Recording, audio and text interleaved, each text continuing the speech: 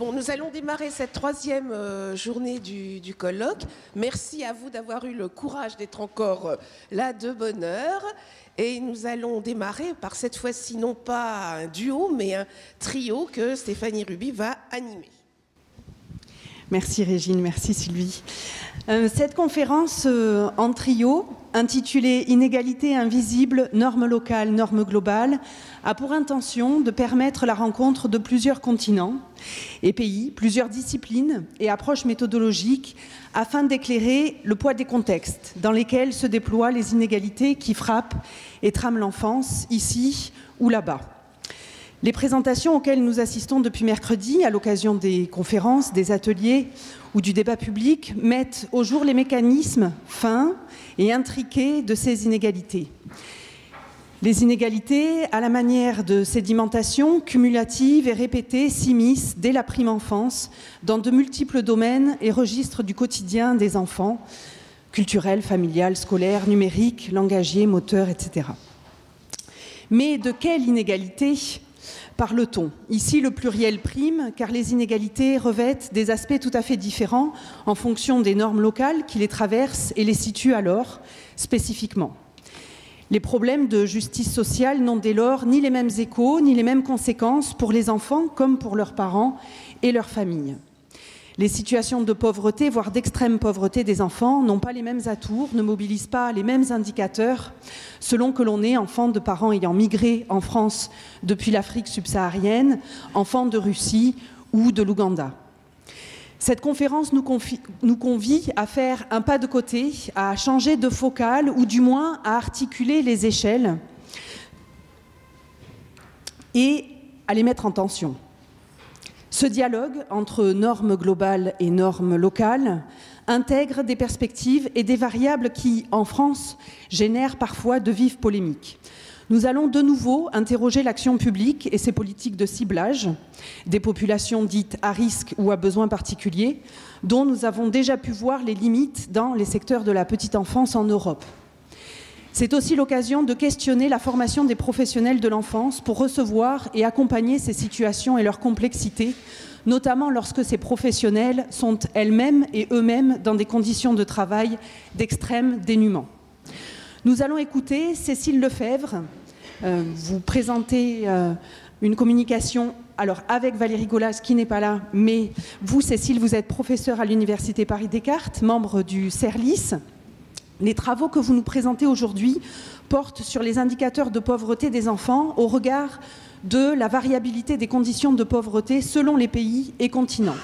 Le titre de votre communication est « Mesurer la pauvreté des enfants, intérêts et limites des comparaisons internationales, des débats méthodologiques aux enjeux de politique sociale ». Cette communication est l'occasion d'une part d'étudier comment les organismes internationaux, notamment l'UNICEF, le Programme des Nations Unies pour le développement et la Banque mondiale, se sont saisis de cette question de la mesure de la pauvreté des enfants et d'autre part d'identifier, à partir de quelques études de cas très différents, l'Ouganda, la Russie, la France, les principales limites ou précautions d'interprétation des comparaisons internationales qui, en général, ne permettent pas une mesure à l'intérieur des ménages de la pauvreté de catégories de population aux besoins particuliers comme les enfants.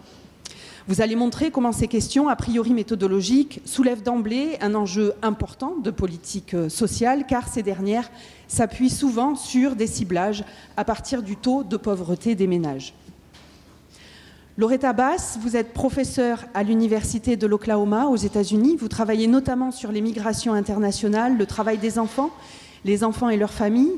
Et parmi vos ouvrages, African Immigrant Families and Other Friends, paru chez Palgrave Macmillan en 2014, est directement lié à la présentation que vous allez faire et dont je rappelle le titre « The Racial Ethnic Boundaries of Being French for the Children of Sub-Saharan African Immigrants in France ». Cette recherche utilise des données qualitatives auprès de 22 enfants en France, dont les parents sont originaires d'Afrique subsaharienne. Vous partez des expériences des enfants pour comprendre comment les jeunes qui font partie d'une minorité visible naviguent dans leur vie quotidienne et perçoivent les inégalités. L'appartenance à une minorité visible influence les idées concernant les positions structurelles et culturelles qui leur sont offertes et limite leur pleine participation à la vie dans la cité. Vous mobilisez la notion de white boundary frame pour signifier une frontière perceptive dont les conséquences sont cependant bien réelles dans les lignes de partage entre des eux et des nous et dans les destins sociaux envisagés. Yannick Jaffré a fait de l'analyse des systèmes de santé le combat d'une vie. C'est ainsi que l'article paru dans Le Monde le 27 octobre dernier vous présente Yannick Jaffré. Vous êtes anthropologue, directeur de recherche émérite au CNRS et vous sillonnez l'Afrique de l'Ouest depuis une trentaine d'années. Vous avez notamment enseigné à la faculté de médecine de Bamako. En travaillant sur les déterminants de la santé, vous avez montré quels étaient les indicateurs qui permettent de faire baisser la mortalité maternelle, la malnutrition ou qui peuvent améliorer la santé psychologique. La prise en considération de la parole de l'enfant et l'attention à sa plainte et douleur dans les situations de maladie est révélateur du changement de statut de l'enfant en Afrique, mais aussi de la nécessité de repenser l'acte thérapeutique, car pour améliorer la situation des enfants, il faut améliorer celle des soignants. Je précise que cette année est parue aux éditions Cartala, Enfants et soins en pédiatrie en Afrique de l'Ouest. Votre présentation s'intitule « Être un enfant malade en Afrique de l'Ouest » et votre travail, regroupant 40 personnes, chercheurs en sciences humaines et sociales et personnels médicaux de 7 pays subsahariens, depuis 5 années, provient d'une interrogation triste et révoltée. Pourquoi certains enfants sont maltraités lors des soins dans certains services hospitaliers d'Afrique de l'Ouest? Répondre à cette question oblige à s'interroger sur le statut social des enfants. Contribuer à améliorer la qualité des soins nécessite de mettre en existence ces acteurs faibles en relayant leurs paroles auprès des soignants, en faisant exister médicalement et socialement leur douleur, en comprenant aussi les raisons d'agir des soignants. C'est ce détour anthropologique et la façon dont des enquêtes qualitatives contribuent à transformer le réel des soins que vous présentez. Pour conclure cette trop longue introduction, vous citez Yannick Jaffré dans votre ouvrage La belle formule de Jacques Ellul, reprise par l'OMS, penser globalement et agir localement. C'est à cet exercice que vos 3 présentations nous invitent. Merci à vous. Merci de m'avoir permis de participer à ce colloque, d'autant plus que je ne suis pas spécialiste de l'enfance. Ce qui m'a amenée ici, c'est mes travaux et mon intérêt pour les questions d'analyse comparative internationale, les questions de politique sociale et les questions de réflexion sur une sociologie de la quantification, donc là appliquée donc, aux questions de taux de pauvreté et à une population particulière. Et surtout, qu'est-ce que ces débats méthodologiques sur les taux de pauvreté des enfants révèlent aussi des politiques publiques, des sensibilités de chaque pays à ces questions-là, et puis effectivement du rôle du global pour agir local. Valérie Golas, qui n'est pas là aujourd'hui, est-elle spécialiste de l'Afrique, des questions démographiques et familiales en Afrique. Et alors elle s'était intéressée à une question un peu du même genre qui était sur les taux de pauvreté en Afrique. Comment elle s'était intéressée au vieillissement et au statut des personnes âgées et comment rendre compte de leurs conditions de vie, de leurs difficiles conditions de vie dans certains cas, qui n'étaient pas mises en évidence par les taux de pauvreté du ménage. Et donc c'était une première pierre de cette réflexion, c'était finalement à l'intérieur d'un ménage, les différentes personnes ne sont pas soumises au même risque de pauvreté, alors que ce taux de pauvreté est calculé au niveau du ménage. Alors, on était parti de cet étonnant paradoxe. Donc en 2016, le rapport de la Banque mondiale et de l'UNICEF sur la pauvreté des enfants, qui s'intitulait « En finir avec l'extrême pauvreté, un focus sur les enfants », indiquait qu'en moyenne, alors cette moyenne évidemment est très simplificatrice, que les enfants en moyenne dans les pays en voie de développement vivant dans des ménages avec moins de 1,9 $ par jour et par personne, donc que ce taux de pauvreté était d'environ 20%. À la même date, le rapport de l'UNICEF de 2016 estimait que dans les pays européens, également, 21% des enfants vivaient dans des ménages pauvres, cette fois-ci avec un indicateur de pauvreté relative.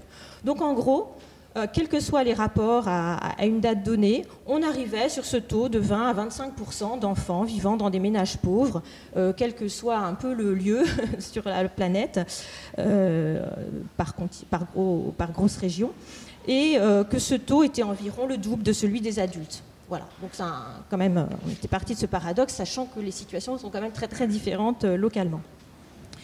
Donc voilà, on a cherché à inscrire, en partant de ce paradoxe, à inscrire cette réflexion appliquée dans un débat plus général sur la comparabilité internationale des mesures de pauvreté, à discuter cette équivalence qui est faite souvent par nécessité, hein. Je ne dis pas qu'on méconnaît ce point, mais cette équivalence qui est faite entre pauvreté des enfants et pauvreté du ménage où vivent les enfants.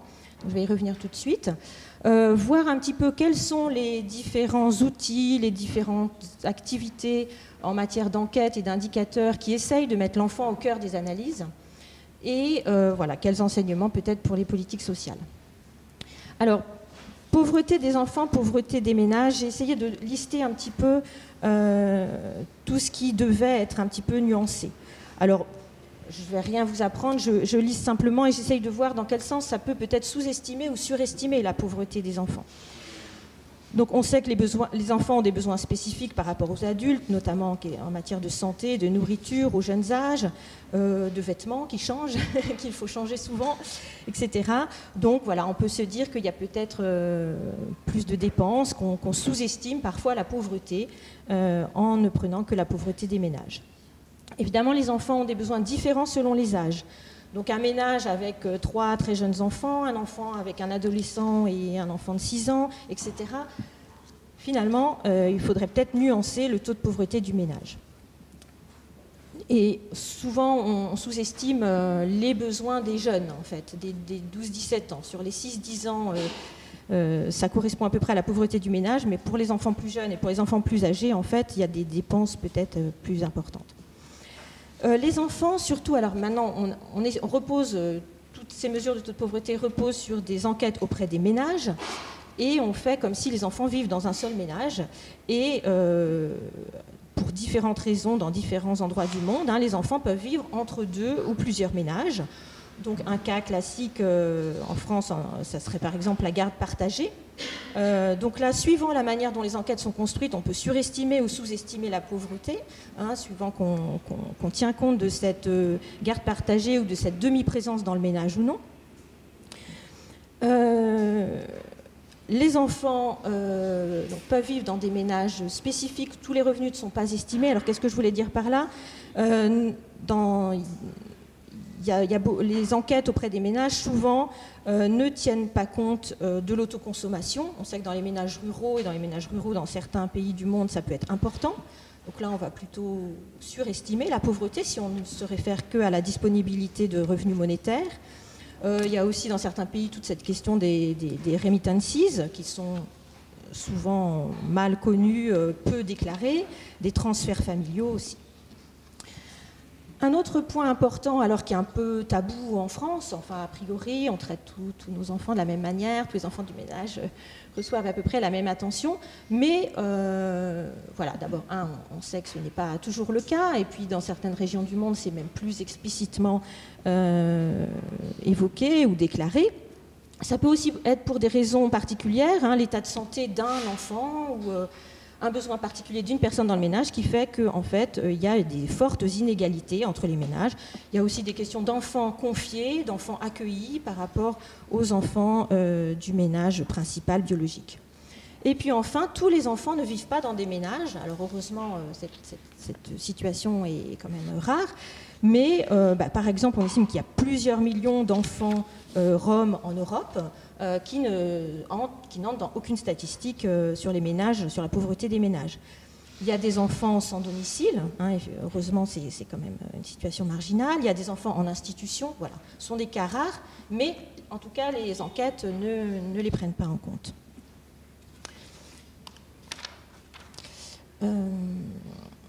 Alors, avec toutes ces précautions hein, que j'ai, voilà, effectivement, on a envie d'aller plus loin dans la mesure de la pauvreté, d'aller à l'intérieur du ménage. Alors, évidemment, c'est pas si simple. je vais essayer d'aller peut-être plus vite là-dessus, parce que ça, c'est des choses que vous connaissez. J'aime bien ce graphique parce qu'il est pédagogique et synthétique. Mais en gros, ce dont on dispose beaucoup, c'est tout l'axe, enfin la diagonale vers la gauche, donc des indicateurs de pauvreté dite objective, monétaire. Alors absolue quand on est dans la plupart des pays du monde, et relative quand on est dans l'Union européenne. Je ne sais pas si je détaille, oui, tout de suite peut-être. Donc, pauvreté objective monétaire, donc vous imaginez bien, absolue, donc qui est définie par rapport à la valeur d'un panier de biens et de services qu'on va estimer indispensable. Alors, on peut faire varier ce panier de biens et services. Hein. Est-ce que c'est l'extrême dénuement au jour le jour, ou est-ce que c'est pouvoir à moyen terme quand même avoir une vie normale, enfin, etc. Et du côté de la pauvreté monétaire relative, donc c'est ce que nous connaissons en Europe, comme vous le savez actuellement, donc, est considéré comme un ménage pauvre, un ménage dont le revenu est inférieur à 60% du revenu médian. Voilà, alors tout ça, c'est là qu'on entre, tout ça est un peu affaire de convention. Hein. Je ne sais pas si on voit quelque chose, c'est juste à titre d'exemple, quand on fait varier ce taux de pauvreté relative à 40%, à 50%, à 60%, vous allez avoir des taux de pauvreté très très différents. Donc, déjà, tout est un peu question quand même de choix et de convention. Et puis, il y a toute une série d'enquêtes quand même qui s'intéressent à la pauvreté en conditions de vie, en privation. C'est ce que je vais essayer de vous montrer et qui essayent du coup d'aller plus en détail dans les situations des ménages et dans les situations éventuellement de différentes personnes à l'intérieur du ménage. Je pense que je suis trop longue. Ça, c'est voilà. Et derrière, alors là, je rappelle un petit peu les questions de pauvreté. Les messages que je voulais faire passer, là, c'est qu'il y a différents acteurs. Alors, les acteurs importants, vous les connaissez, il y a la Banque mondiale qui a ce discours très simple, très lisible, très efficace aussi, mais évidemment très simplificateur de la pauvreté définie par cet indicateur de 1,9 $ par jour et par personne. Et puis, donc, vous avez donc l'Union européenne, le Conseil européen, pour les pays européens qui se penchent régulièrement sur la pauvreté monétaire relative. D'autres actes... Alors, je vais arriver sur les autres acteurs. Et l'autre message que je voulais faire passer, c'est qu'on a une double tendance. Hein, une tendance, il faut être quand même simple, il faut être lisible, il faut avoir des messages clairs. À la fois quand on cherche à agir et quand on veut être compris dans les médias. Et puis de l'autre côté, on veut comprendre, on veut mieux analyser, on veut agir plus finement. Donc il y a une tendance à la complexification, au risque parfois quand même de la lisibilité. Donc on calcule des scores avec des indicateurs un petit peu dans tous les sens, etc. Donc cette double tendance. Et quels sont les autres grands acteurs? Eh bien, vous avez évidemment l'ONU. Alors avec les indicateurs que vous connaissez, l'IDH et puis ensuite l'indicateur multidimensionnel de pauvreté, qui vont être un peu les premières pierres pour relancer le débat sur la multidimensionnelle de la pauvreté. D'accord, vous m'avez fait peur. Je vais peut-être alors... du coup, je suis perturbée. Et puis pour discuter d'une pauvreté en conditions de vie, en privation, en exclusion sociale. Donc là aussi, juste pour mémoire, l'IDH, vous connaissez bien. Ce qu'on peut en dire, c'est que là, on était sur une approche de la pauvreté multidimensionnelle, mais à un niveau très macro, parce que sur quoi ça repose derrière? Ça repose sur un état civil, des données de recensement, et puis de la comptabilité nationale. Voilà. Quand on cherche à affiner, il faut avoir des bonnes enquêtes auprès des ménages et pouvoir ensuite détailler plus de la mortalité infantile, la nutrition, l'électricité de chaque ménage, etc. Donc, ce que j'essaye de faire passer aussi, c'est que derrière, on a des instruments différents aussi. Ça veut dire améliorer des enquêtes. Dans l'autre cas, ça veut dire améliorer l'état civil, etc. Ce n'est pas tout à fait les mêmes choses. Je vais essayer d'aller aux études de cas. Alors, en Europe aussi, on cherche à affiner. Il y a un nouveau concept depuis 2000, un nouvel indicateur qui s'appelle être au risque de pauvreté et d'exclusion. Alors, c'est à la fois très intéressant, puis on finit par ne plus très bien savoir de quoi on parle. En fait, qui mêle 3 indicateurs, la pauvreté relative, la pauvreté monétaire relative, la pauvreté en conditions de vie. Donc là, avec toute une discussion assez difficile au sein du Conseil de l'Europe, qu'est-ce qu'on va appeler une privation? Et je vais vous le décliner pour les enfants.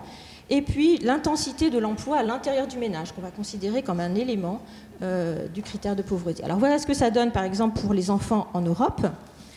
Et ce que je vous disais, c'est que finalement, on est toujours autour de 20 à 25%. Donc je ne vais pas commenter l'évolution des courbes, même si on voit très bien l'effet de la crise de 2008 sur les pays d'Europe du Sud. Mais voilà, du coup, on a des indicateurs comme ça, pourcentage d'enfants de 6 à 10 ans en situation de risque de pauvreté ou d'exclusion sociale. Donc c'est à la fois intéressant, mais en même temps, pour pouvoir l'analyser, il faut tout de suite aller aux métadonnées et voir comment l'indicateur est construit, etc. Donc à la fois intéressant et plus compliqué à analyser rapidement. Alors dans cette lignée, un outil que vous connaissez sûrement et qui va être évoqué d'ailleurs dans une séance suivante, c'est l'approche développée par l'UNICEF, l'approche MODA, qui a essayé en fait c'est toujours la même idée, mais de systématiser, de détailler, d'approfondir les présupposés épistémologiques et surtout de le mettre en œuvre dans différentes enquêtes. Donc c'est l'idée voilà, de privations multiples et d'un chevauchement des privations, avec l'intérêt, c'est de distinguer 2 groupes d'âge, c'est d'inciter tous les pays à rendre compte de taux de pauvreté suivant cette approche. Ce qui est intéressant aussi, c'est d'insister sur des dimensions éventuellement nouvelles. Vous voyez qu'apparaît l'exposition à la violence comme indicateur de déprivation. Voilà, est-ce que c'est encore de la pauvreté? Et puis ce rôle de l'information, de l'accès à l'information pour les 5-17 ans, qui devient un indicateur également important, valorisé. Donc, des choses intéressantes. Et puis l'autre approche de MODA, c'est de dire il faut qu'on s'appuie sur les enquêtes qui existent, quitte à promouvoir le développement de nouvelles questions, mais dans ces enquêtes qui existent. Et alors donc dans les pays en voie de développement, ça s'appuie sur les enquêtes EDS et MIX. Je ne sais pas si vous connaissez, c'est quand même intéressant de le mentionner, puisque les enquêtes EDS, elles sont soutenues par l'USAID, et les enquêtes MIX par l'UNESCO. Et donc, c'est des programmes d'enquête dans les pays en voie de développement, notamment sur la santé, la nutrition, les conditions de vie mère-enfant. Mais dans les pays voilà, que l'UNICEF appelle riches, dans les pays dits développés, on va s'appuyer sur l'enquête SILC, donc un panel sur les conditions, les conditions de vie et les revenus. Voilà, Voilà, donc ce qui est intéressant dans cette approche, comme je disais, c'est de mettre en avant, de réinsister sur la diversité des sources de pauvreté et d'inégalité pour les enfants, de mettre l'enfant au premier plan, de différencier ces 2 groupes d'âge, de reléguer finalement, hein, là il n'y a pas de dimension monétaire qui apparaît, elle est sous-jacente bien sûr à tout ça, mais elle n'est pas mise comme un critère en soi. En revanche, c'est quand même assez difficile à mettre en œuvre, puisque je vous disais, ça repose sur des enquêtes qui sont en grande partie standardisées, mais quand même, dès qu'on entre dans les détails, parce qu'au-delà de mettre exposition à la violence, par exemple, qu'est-ce qu'on va mettre dedans? Eh bien, dans l'enquête EDS, je vais vous dire ce qui est indiqué. C'est un membre féminin du ménage signale avoir subi une violence physique au sein du ménage. Et dans l'enquête mixte, c'est l'enfant vit dans un ménage où un enfant a subi un titre de maltraitance. Voilà. Et tout ça en plus dans des enquêtes qui sont déclaratives. Voilà. Donc dès qu'on entre dans le détail, pour la nutrition, il faut choisir des indicateurs disponibles pour une majorité de pays. Donc là, par exemple, c'est le poids de l'enfant par rapport à sa taille selon les normes de l'OMS. Et dans les pays dits riches, ça va être manger de la viande ou du poisson ou un équivalent végétarien, puisqu'il faut aussi être avec son temps, au moins chaque jour. Voilà, donc derrière, une fois qu'on a identifié ça, il y a toute une discussion aussi qui suit sur, la disponibilité des indicateurs, et 2, la manière de les choisir, la manière d'en faire des nouveaux. Donc ça ouvre finalement quand même presque autant de questions que ça n'en résout. Alors,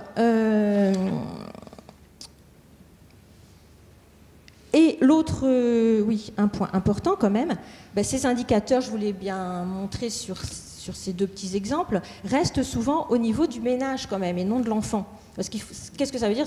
Pour avoir vraiment une mesure au niveau de l'enfant, il faudrait presque avoir un questionnaire concernant chaque enfant, voire un questionnaire auprès de l'enfant s'il a un certain âge, etc. Donc en fait, ça paraît souhaitable, mais c'est quasiment infaisable. Et donc là, vous avez bien vu, sur la violence, c'est au niveau du ménage. Sur le logement, c'est souvent au niveau du ménage. Sur la nutrition, la santé, là, les indicateurs sont plus déclinés par enfant. Et puis sur ce fameux nouvel indicateur de l'information, l'accès à l'information, sur lequel l'UNICEF insiste beaucoup, eh bien, ça va être possession d'un ordinateur dans le ménage, accès à Internet dans le ménage, et on sait bien que c'est quelque chose qui est très peu partagé au sein d'un ménage et qui se privatise sous forme du smartphone. Voilà. Alors, j'avais annoncé quand même quelques études de cas. L'idée, c'était de vous montrer, en fait, dès que... Voilà, ça, c'est les grandes tendances actuellement dans les différents organismes internationaux et qui réfléchissent à l'amélioration des mesures de taux de pauvreté des enfants. Alors, on avait pris, simplement parce qu'on connaissait un petit peu mieux, alors là, l'Ouganda, moi je ne connais pas, c'était Valérie Golaz, mais je vais vous donner ses principaux axes d'analyse. Finalement, comment ça se présentait dans quelques pays très différents. Eh bien, en Ouganda, il y a une scolarisation universelle depuis 1997 dans le primaire, depuis 2007 dans le secondaire. A priori, tous les enfants sont scolarisés, on devrait avoir des bons taux sur cet indicateur-là, mais quand même, 13% des enfants de 6 à 12 ans sont encore non scolarisés. Sur le plan de la santé, idem, normalement il y a eu une grande décentralisation du système de santé, des points de proximité un peu partout, mais un grand manque de personnel qualifié. Donc par exemple, les deux indicateurs sur la santé dans MODA qui ont été choisis, qui étaient que les enfants aient eu leurs 3 vaccinations selon les normes de l'OMS, eh bien ça c'est plus ou moins rempli, mais qu'il y ait du personnel qualifié à chaque accouchement, ça n'est pas toujours, pas à 100% le cas. Ce sur quoi Valérie voulait insister, c'est qu'il y a des très grandes inégalités territoriales et il faudrait presque affiner les sous-indicateurs de pauvreté suivant les régions de ce pays. Voilà, donc il faudrait, voilà, on a une sorte de quête éperdue de toujours affiner, y compris régionalement, y compris selon les types de ménages, y compris selon les indicateurs. Et puis une spécificité que Valérie Golaz a beaucoup étudiée en Ouganda, c'est qu'il y a une grande mobilité des enfants entre les ménages.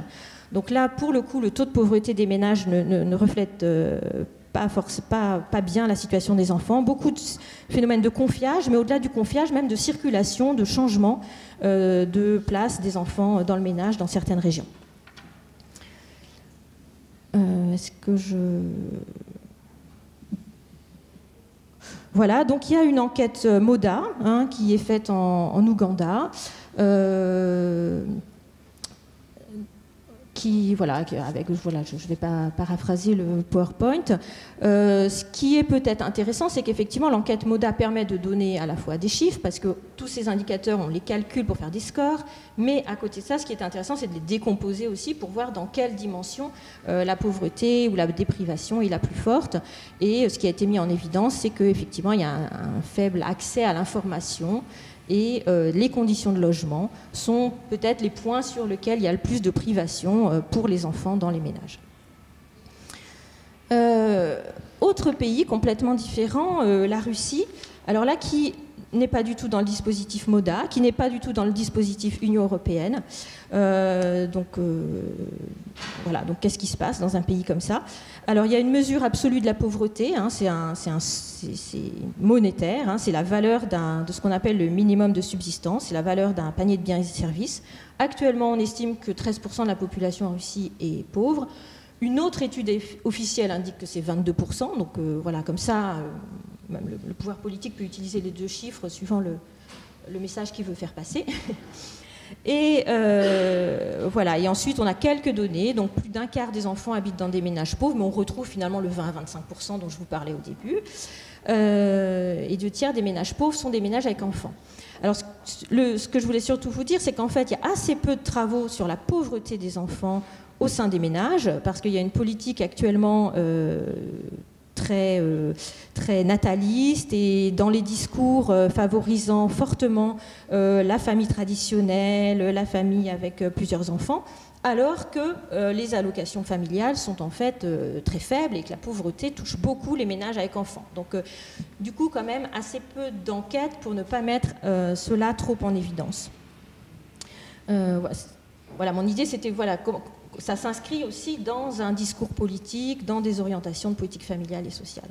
Ce sur quoi on met beaucoup l'accent, au contraire, c'est les études sur ce qu'on appelle les orphelins sociaux, donc les enfants dont les parents sont déchus de leurs droits sociaux. Alors là, il y a beaucoup de travaux et d'enquêtes. Là, je vais passer très vite. On avait l'étude de cas en France, mais ça, vous connaissez. Donc, vous connaissez tous les chiffres. Alors, on a évidemment cette mesure officielle du taux de pauvreté, la mesure du taux de pauvreté relative, donc, qui est déclinée en fait au niveau des enfants, donc avec ce chiffre qui varie de 20 à 25%. Bon, là, je passe vite, que vous connaissez aussi décliné suivant la composition du ménage. Ça, vous connaissez peut-être moins, qui est décliné, je ne sais pas si c'est visible, qui est décliné suivant l'âge de l'enfant aussi. Donc, on peut trouver quand même beaucoup de chiffres. Et avec, en fait, ce qui m'a un petit peu étonné, cette forte différence du taux de pauvreté monétaire relative, cet écart plus important qui existait en début de période, suivant les âges, et qui se resserrait à la fin de la vie. Voilà, et puis vous connaissez, il y a aussi des tas d'enquêtes, au-delà de toutes ces études qui utilisent le taux de pauvreté relative, il y a aussi beaucoup d'enquêtes qui utilisent des approches multidimensionnelles, alors pas tout à fait à la lettre MODA, mais vous les connaissez sûrement, et qui mettent en évidence, si on reprend un peu les mêmes grands items que MODA préconise, qui mettent surtout en évidence que les enfants connaissent des privations fortes dans les ménages pauvres en matière de logement et de loisirs, ce qui rejoint ce qui avait été dit hier dans la conférence en duo. Alors, c'est ma dernière diapo. Alors, j'avais indiqué ça, du coup, ça va aller vite. Quels enseignements tirer de tout ça? Alors, il y a des enseignements en termes de politique sociale. Finalement, dès que des chercheurs, des spécialistes s'intéressent à la diversité, à la complexité des taux de pauvreté des enfants, sachant que beaucoup de politiques sociales sont ciblées et dépendent d'une mesure très précise du taux de pauvreté monétaire, ça relativise beaucoup l'intérêt de ce ciblage. C'est coûteux administrativement, c'est discutable en efficacité, ça se concentre sur la dimension monétaire alors que toutes les études essayent de diversifier en fait les approches de la pauvreté. Voilà, donc c'est des articles d'Antoine Matt, c'est également ce à quoi conclut Atkinson dans son dernier ouvrage sur les inégalités, avec qui vont un petit peu dans le sens, s'il y a un soutien financier qu'il ne coûte pas beaucoup administrativement, qu'il ne se perde pas dans des ciblages de plus en plus fins, de plus en plus compliqués, qu'il apporte un soutien et qu'on agisse par ailleurs sur différents autres paramètres, évidemment l'accès, la qualité du système éducatif, celui de la santé, qui sont des dimensions centrales, mais on peut se dire aussi les transports, la mobilité, tout ce qui va aussi donc sur l'accès à l'information qui donc maintenant est considéré comme une privation importante. Évidemment, ça incite quand même, j'ai dû donner l'impression d'une grande illisibilité de tous ces indicateurs, mais ça incite quand même à poursuivre le travail sur ces enquêtes, ces indicateurs, parce que plus on fouille, plus ça donne quand même envie de chercher, de comprendre pourquoi sur tel aspect il y a des fortes inégalités ou non. Voilà. Et donc à concevoir les comparaisons internationales de pauvreté, donc pas comme une vérité sur laquelle on démarrerait l'exposé, mais un aiguillon pour la recherche et les politiques. Abandonner le mythe de l'harmonisation, je pense, et puis voilà, trouver une sorte de trade-off, et puis aussi mieux prendre en compte les enjeux, pourquoi on utilise tel indicateur à tel moment, il sert à quel discours, etc. Voilà, ne pas être dupe et en même temps ne pas non plus être cynique. Voilà, ils servent à ça aussi, les indicateurs. Merci.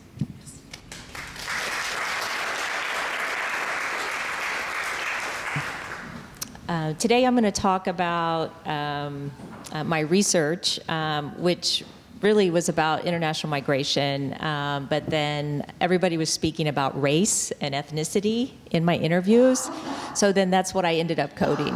And so that's what I'll be presenting today. Okay.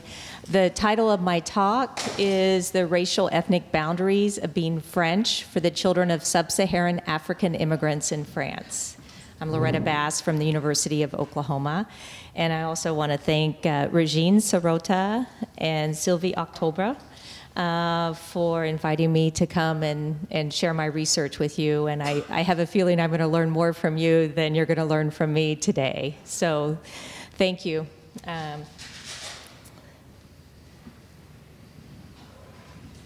Okay, as background, I came to this project from West Africa, where I was doing research on child labor and families and household survival strategies. And it just seemed in the research there that more and more children had someone in their family who had sent somebody to Europe and was sending remittances back to Africa, and that made all the difference in those families. And so I sort of followed that link to Europe. When I looked at the scholarly research on sub-Saharan African immigrants, so I was doing my research in Senegal, okay? So there's a huge, strong, thick connection between Senegal and France. And so when I looked in the literature, in the French literature and also in the Anglophone literature, I saw very little scholarly research on sub-Saharan Africans' experiences in France. And so I wanted to do research in this area. I had experience talking to women and children in France because of my research there. And so that was just sort of my plan, my research plan. So I followed that. So this is a project on migration. But this piece focuses on the racial ethnic boundaries from the perspectives of migrant mothers and their children. Mostly, though, today you're going to see interview material from children. Okay, next is when we just sort of like take a step back from this to try to see it and understand it. This African migration is facilitated by the colonial legacy. French is spoken in 18 sub-Saharan African countries. And there are still institutional frames that are very strong in Africa in terms of education, even what is imparted as education, the substance, and state structures in African countries. Okay. So 10 years ago, I considered myself an Africanist, and now I'm more of a migration researcher, okay? So just kind of looking at this, when you look at framing this whole issue, you can see on the left here, this is a colonial map of Africa, and the green are the French colonies, and I know you also get, you know, the Belgian legacy in Africa is here as well. But then when you put this with those who speak French or have an official language or it's spoken language in Africa today, I have those kind of highlighted in green, so you can kind of see this overlay. It's still very thick in terms of an influence, okay? And so that facilitates migration, sort of where people think they might go, okay? Next, on the left here, these are data from NC, from 2016, from the census. And from those data, France had 64.8 million people. These are official estimates using official questions, which accurately try to get information on the first and second generations. So that's very much with intent that I write first and second generations, because the way the questions are currently on the census, you actually lose people after the third generation in this country because of how they're asked. But just looking at sort of what my study population is, so then you have 6.1 million, according to the official estimates, who are immigrants, 9.4% of the total population. But of that 9.4%, what we're talking about today are the 16.7% other Africa about. That's not a perfect estimate, and I'm refiguring the numbers, and it doesn't take into account, Libya as well. So, and I know you've had a fair amount of migration from Libya. Okay, so my general question was, what structural and cultural factors explain the integration experience for young people of sub-Saharan descent in France? In my research project, sort of the opening question that I would ask young people is, where do you fit in France, okay, or in French society? And then I would get all kinds of responses. And then I coded those. I did my in-depth interviews. I had a young university student who was African, second generation, doing my interviews with me. She was in the field, and then she also helped me transcribe them. The interview material that you see today, you see names, but they're culturally correct in terms of, this name might correspond to somebody from this particular demography and biographical background, but they are not the names, they're pseudonyms, okay? So I'm using in-depth interviews of young people and migrant mothers from sub-Saharan Africa. These data were collected 2011 to 2014, suburbs of a city in southwestern France. Okay. Okay, next, just to give you a little more background and to kind of situate this, I provide you with the TEO, the Trajectoire et Origine data, and these are INED data. They're in the field now for the second wave of these, but so these data are now getting older, but this was a huge effort and kind of incredible, really led by Patrick Simon, and these are from a 2012 study. And so I've kind of packaged his findings just to show you that what I see from his data. He asked people, do you have experience with, and then they could respond for racism, discrimination, and then questions about origin. Do people ask you, like, where are you from? Okay. And so when we look around this, at all these different categories, and this is of people 18 to 50 years of age, we can see for Africans and those from Département Outre-mer, that is the highest percentage across, according, comparing to Maghreban, other, and then European whites. So in the numbers for adults, even though we're talking about kids here, this is relevant. Being a visible minority matters. Adults' experiences with racism, discrimination, and othering, which is this questions about your origin, are the highest among Africans and blacks. Am I speaking into the microphone enough? Okay, good. Okay, and then also, here's some more data. Here you can see being a visible minority matters, okay, again. Asking about, do you feel at home in France? And here I sort of repackaged it just to kind of show you three groups. So those in the first generation from sub-Saharan Africa compared to those from North Africa, specifically Morocco and Tunisia, and then compared to a European migrant group of substance from Portugal. And when you just look across those in the first generation, sub-Saharan Africans least likely to feel at home, okay? Least likely to feel French. And then you see the difference for citizenship, how that makes a difference in terms of feeling French. Okay, and then for the second generation, those numbers come up, but still, second generation sub-Saharan Africans have the lowest rates of feeling at home, feeling French. So being a visible minority matters, and citizenship matters.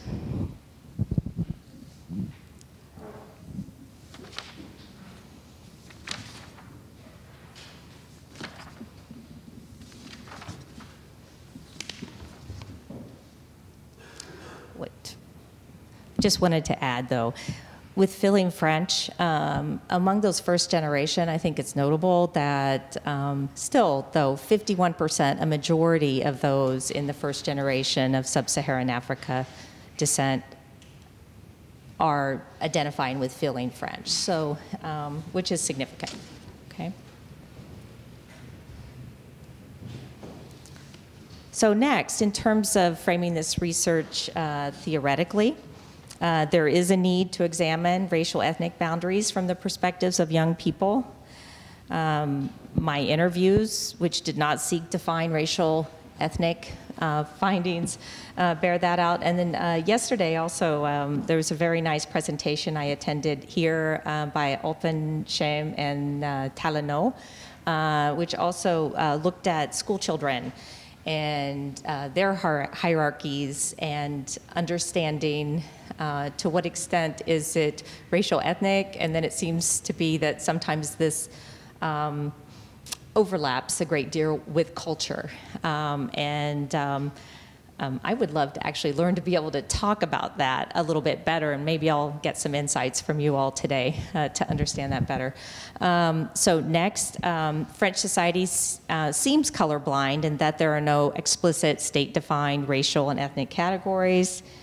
The TEO gets at this in terms of asking about diversity or your origins, okay? Escafré Doublé in 2019, in her article, she maintains that white boundary making is embedded in the routine structures of cultural life and the definition of citizenship universality, and that this is what limits immigrants and visible minorities in France. Similarly, Beeman, 2018, her book entitled Citizen Outsider, where she was looking at not sub-Saharan African, but North African, the children of North African immigrants, and they were also adults.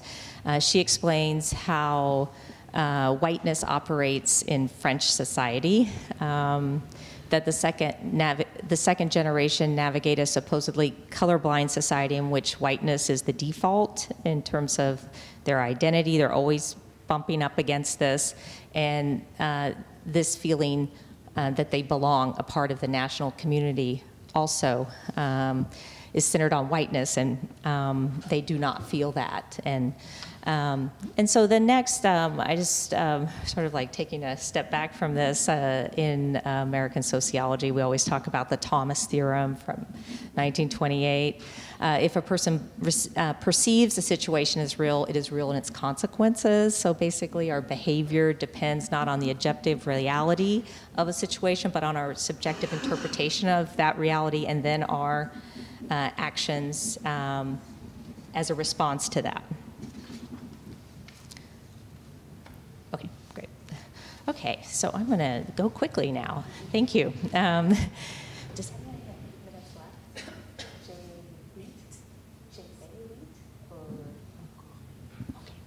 Okay, okay. So I have a sample of 22 African descent children and youth, 14 to 21 years of age, 12 female, 10 male, kind of a diverse group in terms of being from evangelical, Muslim, and Catholic families. There is some overlap between evangelical and Catholic as people sort of make that leap and are doing both once they get to France. Next, okay, so where I'm headed here is sort of the main takeaways are that kids learn race hierarchies from their peers and national society.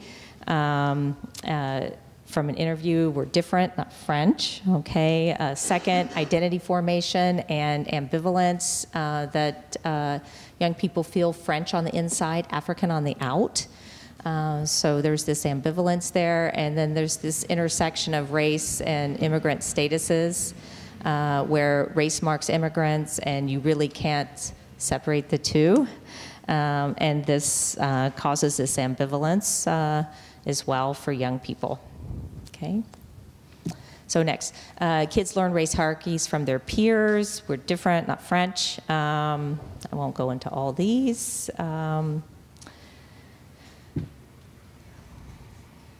A young woman says, there is racism on the tram with the old women. They don't like us. They don't accept us. There were no blacks in my class after the BTS, only whites. At the base, it's the color of your skin. Then they take the racism and turn it into discrimination. So really internalizing the outward boundary. I'm just going to skip the rest to keep it going. And then the second area, identity formation and ambivalence, being French on the inside, African on the out. Sandrine, 18, first year at university. She's a citizen, but she migrated to France at age 4 from Centrafrique. She says, I'm French, but I have 2 passports. One from Centrafrique, but I have French mentality. I don't know the customs of Centrafrique. It's like being French on the inside, African on the out. So I'm not an immigration expert, so I don't know how she is able to have 2 passports, but maybe it's possible. But for her, she sees herself through the dominant society. And this is very relevant about and makes me think about The Veil from W.E.B. Du Bois's work from 1904, where you internalize these larger social structures that define you, and it's a hierarchy.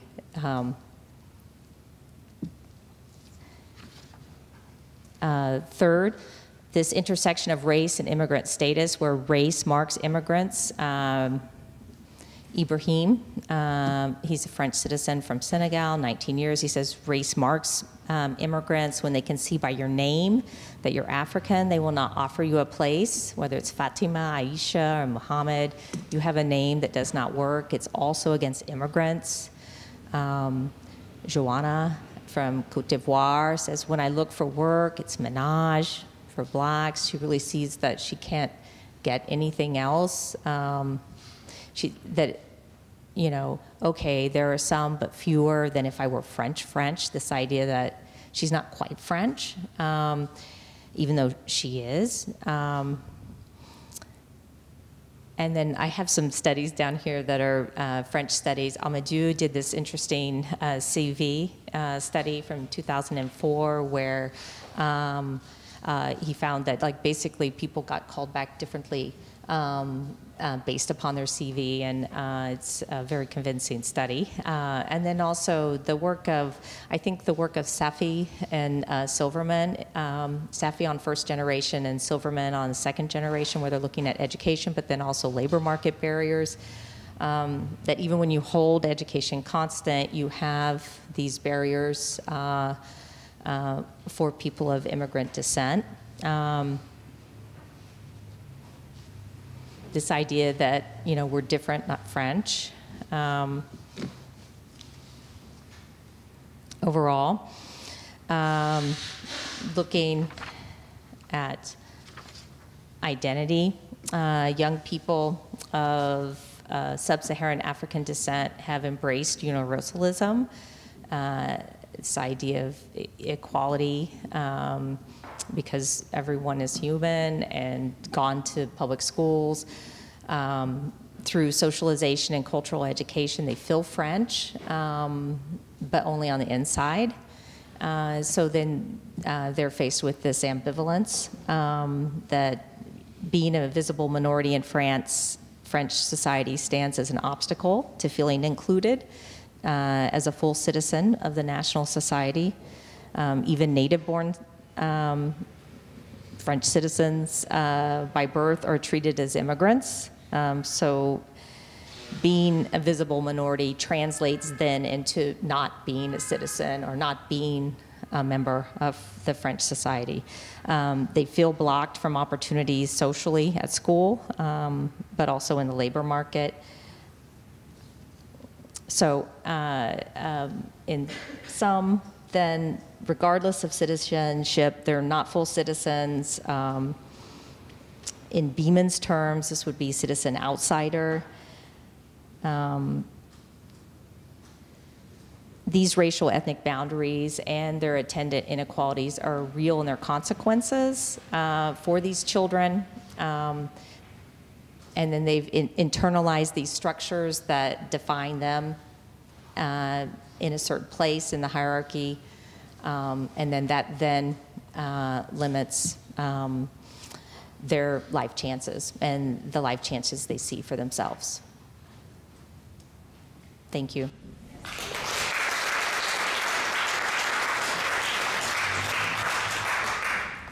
Bien. Merci beaucoup à Régine et à Sylvie pour cette invitation. Donc, comme tout le monde est sage, vous aurez peut-être des images, mais je ne sais pas. Enfin, voilà, on va voir. J'ai préparé un PowerPoint, mais finalement, je ne vais sans doute pas le suivre parce qu'il va falloir aller un petit peu vite. Et donc, je vais essayer de vous présenter pas tant les résultats de nos travaux qu'une certaine façon de travailler. Pour les résultats de nos travaux, Stéphanie a eu la gentillesse de citer un livre qui vient de paraître. Il y a aussi des films qui sont gratuitement téléchargeables sur le net. Donc il y a des traces pour ceux qui souhaiteraient peut-être avoir quelques résultats. Mais je vais essayer plutôt de montrer comment on utilise les sciences sociales dans une démarche qui est une démarche pluridisciplinaire de travail avec des pédiatres. Donc, tout a été dit un peu en présentation, d'une certaine manière. On travaille depuis 5 années maintenant, mais 25 ans avant, depuis 5 années, sur des questions qui touchent à tout ce qui est le domaine de la santé maternelle, infantile et maintenant néonatale, pour globalement essayer d'améliorer la situation des enfants et des femmes ou des parturientes, des femmes enceintes en Afrique de l'Ouest et du centre, puisqu'on travaille aussi au Cameroun. Donc on travaille dans 7 pays avec une équipe qui est composée, disons, un noyau dur d'à peu près 40 personnes, autant de pédiatres, de néonatologues, de gynéco-obstétriciens et de chercheurs en sciences sociales. Tout ça mélangé dans une sorte de joyeuse pagaille où tout le monde essaye d'emprunter aux autres ses concepts, ses façons de travailler, ses modalités de réflexion. J'ai pas le temps de trop présenter les choses, mais c'est extrêmement important quand des pédiatres peuvent raisonner à partir de termes de santé, disons de santé publique et d'anthropologie. Et c'était aussi extrêmement important quand des anthropologues peuvent être capables, pratiquement, après quelques années, de faire eux-mêmes un accouchement ou de surveiller un enfant malade. Et donc, vous voyez, il y a la nécessité extrêmement importante d'acquérir ces choses-là, ne serait-ce que pour des raisons d'enquête. Si vous ne savez pas comment poser une perfusion, vous pouvez dire, eh bien, l'infirmière pose la perfusion. Si vous connaissez les risques liés à la pose de la perfusion, vous pouvez dire elle dissimule une faute. Et il y a la nécessité, quand on travaille, d'acquérir un minimum de compétences dans le domaine technique sur lequel on travaille, si on veut pouvoir progresser. Mais je vais aller assez vite. Et notre travail peut être diversement présenté. Alors j'ai fait quelques petites présentations un peu nulles d'une certaine manière. Voilà, on peut dire qu'on travaille sur la question de la qualité des soins en pédiatrie, ou sur l'amélioration des interactions entre soignants et soignés, ou sur la place de l'enfant malade dans les systèmes de santé, ou sur l'anthropologie de l'enfance en milieu hospitalier en Afrique. Et vous voyez que déjà dans cette diversité de présentation, il y a la volonté d'une sorte de pluridisciplinarité ou en tout cas d'intersection disciplinaire, ce qui fait qu'on se confronte aux mêmes données et on se confronte au même terrain, sauf qu'on varie un tout petit peu l'éclairage. Et ces variations d'éclairage permettent de voir la réalité de façon un tout petit peu différente d'un point de vue à la fois scientifique et aussi d'un point de vue opérationnel.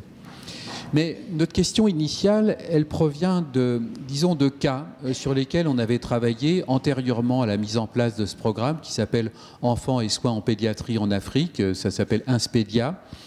Et on avait travaillé auparavant en Côte d'Ivoire, au Mali, au Niger, etc., sur des questions de pédiatrie. Et on avait opéré ce que Paul Ricoeur appelle un jugement d'importance. C'est peut-être le moment où la dimension citoyenne apparaît dans le travail scientifique. C'est-à-dire, en gros, on s'était dit, ça quand même, ça vaut le coup de travailler dessus parce qu'il y a quelque chose d'important là-dedans. Alors, je vais juste résumer un cas, il y en a plusieurs dans le livre et dans certains articles. On avait pratiqué des observations et on continue à travailler avec des observations qui sont des observations systématiques, chronométrées et décrites in extenso. Alors, vous voyez, ça se présente comme ça, nos observations. 11h50, Kadiatou, une petite fille de 6 ans, doit recevoir des soins. 12h50, l'infirmier sort tous les médicaments pour administrer le traitement à la petite fille et les met sur un plateau. Vous voyez, donc 11h50, 12h50, on a déjà, par exemple, 1 heure d'attente pour cette petite fille. Et puis ensuite, on a toute la description, alors je vais vous le faire court, toute la description des soins, c'est-à-dire que la mère pose la main sur la poitrine de sa fille pour essayer de la calmer. L'infirmier essaye de piquer, il ne réussit pas, il se rend compte que le cathéter est bouché, donc il enlève la seringue, il demande à la mère d'acheter un autre cathéter, la mère part chercher un cathéter, quand elle revient, la petite fille est endormie, les infirmiers ne sont pas disponibles. La petite fille dort, l'infirmier passe, il essaye de piquer la petite fille pendant qu'elle dort, elle se réveille en hurlant, on tient la petite fille, on pique 2 fois à nouveau la petite fille en 10 minutes, et puis à la fin, tout le monde s'en va, l'injection n'est pas faite, elle est ratée. Donc on avait tout un ensemble de descriptions comme ça, systématiques dans nos 7 pays, et qui montrait des violences extrêmes faites envers les enfants malades. C'est un peu le quotidien, disons l'ordinaire des soins dans les services. Alors la question qu'on s'est posée, c'est comment comprendre ça? C'est-à-dire comment rendre compte de cela? Et aussi, deuxième question qui nous semblait tout à fait liée à celle-là, c'est est-ce que les sciences sociales peuvent aider à améliorer ces situations? Donc les 2 questions d'emblée pour nous étaient liées. Alors, pour progresser, on a utilisé plusieurs étapes. Première étape, c'était l'étape des refus. Il fallait tout d'abord refuser une idée un peu simple qui aurait été de dire une sorte de description ontologique de la méchanceté des infirmiers ou des médecins. Ils sont mauvais par nature. Vous voyez, mais on les voyait dans les couloirs, ils étaient tout à fait sympathiques, ordinaires et des braves gens. Voilà, donc la deuxième chose, c'était aussi de se précipiter sur des macro-concepts qui, enfin moi je l'avoue, ça m'agace un petit peu, autour du gouvernement des corps, autour de cette chose-là, dans le genre il y a un pouvoir qui s'impose sur les enfants. Alors là, voilà, on pouvait rédiger une quantité d'articles tout à fait à la chaîne. Vous voyez, sur le pouvoir de soigner, etc., le pouvoir lié aux soins, enfin bon, toute l'entreprise néo-foucaldienne tournerait à plein sur ce genre d'exemple, mais ça nous semblait quand même relever assez de la banalité. La question, pour nous, on l'a décomposée plutôt en 2 temps. La première, c'était de se dire, puisque les gens ne sont pas mauvais, c'est comment se construisent de telles interactions. Comment on en arrive là, pour le dire simplement. Pourquoi on en arrive à ces formes d'inégalité dans les soins? Pourquoi on en arrive à ces formes de violence dans les soins? La deuxième question, c'était comment les modifier, c'est-à-dire comment on va petit à petit, avec de l'action anthropologique, une pratique anthropologique, on va pouvoir travailler sur ces questions-là. Et vous voyez que quand je dis pratique anthropologique, c'est surtout pour ne pas dire anthropologie appliquée. C'est pas parce qu'une recherche est inutile qu'elle est fondamentale, et c'est pas parce qu'elle veut transformer le monde ou aider à la transformation du monde qu'elle serait moins fondamentale. Donc c'est une pratique anthropologique comme une autre, et tout aussi scientifique qu'une autre, sauf que elle travaille sur des enjeux qui sont des enjeux forts. Alors, si on le dit autrement, et peut-être en conceptualisant un petit peu les choses, la question qui nous revenait, c'était comment penser cette configuration, au sens de Norbert Elias, c'est-à-dire cette sorte d'agencement de variables qu'on ne pouvait pas prédire, de variables discontinues et non prédictibles. Comment comprendre cette situation? Alors, pour la comprendre, en fait, on a... de temps en temps, je lâche des mots comme ça, c'est un peu pour faire le malin, puis pour montrer qu'on a quand même de la théorie derrière. Voilà, on a travaillé dans une perspective un peu deleuzienne, en se disant on va suivre des lignes et on va voir comment ces lignes, quand elles se croisent, construisent des densités. Et on s'est dit, après tout, cette interaction qui est symptomatique des états de santé ou des états du système de santé, ça correspond à des croisements de lignes. Alors on a essayé de penser d'abord deux lignes, la ligne de l'enfant et puis la ligne des soignants, puisque ce sont les deux qui se rencontrent. On pourrait aussi, mais je n'ai pas le temps d'en parler des parents et des groupes sociaux, etc. Mais enfin bon, voilà, on va se taire un petit peu là-dessus.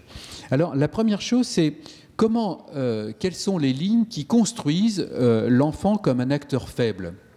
Parce que l'enfant n'est pas forcément faible, par nature. Donc comment il est construit comme un enfant faible?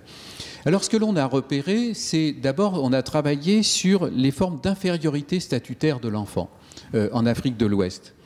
Alors, j'entre pas dans les détails, j'en ai pas le temps, mais vous voyez, c'est que, par exemple, le statut de l'enfant en Afrique de l'Ouest, il est aimé autant qu'ailleurs, sauf qu'on requiert de lui des formes d'obéissance absolue.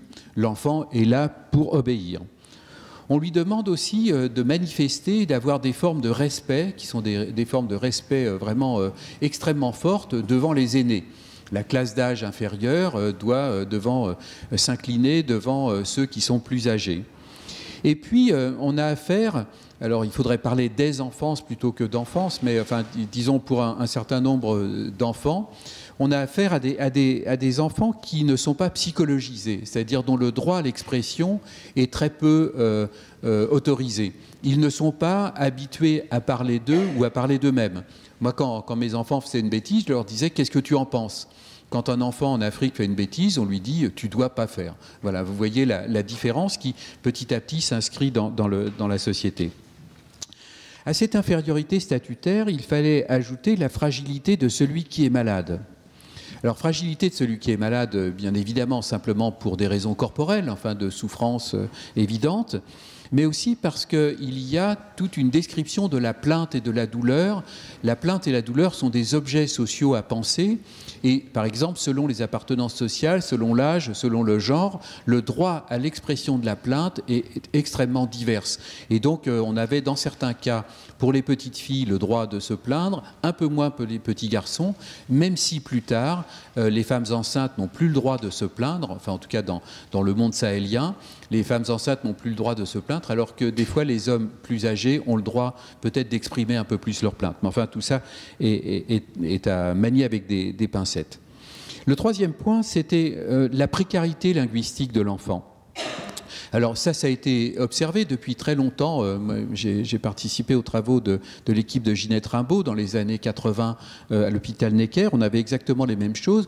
Et la plupart des enfants, pour ceux qui regarderont le film, soulignent qu'on ne leur parle pas. C'est-à-dire qu'ils sont ce que Benveniste appelait le « il », la non-personne en langue arabe. Ils sont des non-personnes à l'intérieur de la consultation. On parle d'eux, mais on ne leur parle pas à eux.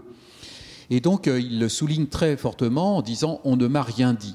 Et donc, ils sont obligés de se construire et de construire leur raisonnement dans les creux et dans les non-dits.